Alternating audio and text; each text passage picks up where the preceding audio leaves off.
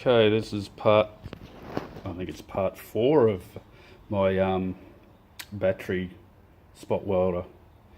So what I've done is I've put a connector here. I'll unplug it.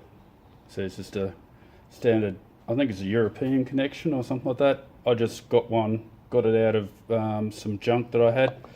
Plug that in there. I've replaced the button with a push button on the floor, which is an old Singer sewing machine, which gives you a nice long extension when you cut it in half and get rid of the plug to plug straight in, which plugs in there nicely.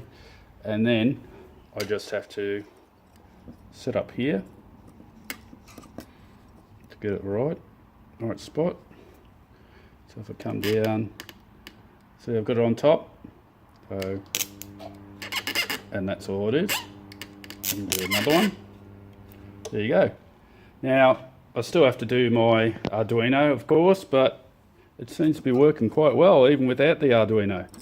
That one I think's gone right through, which isn't good. So the Arduino will probably drop the power a little bit, and that probably be better.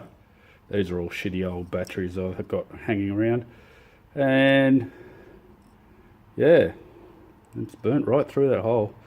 There's a hole right through that, but this is what I've ended up with. So if I can get around, so that I've got 2 pins.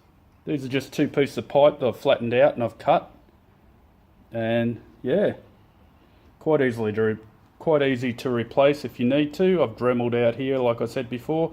I've tied these all in, and everything seems to be working fine now. Anyway, that's it from me. That's the final for me at the moment until I get the Arduino software running. Okay, catch ya, bye.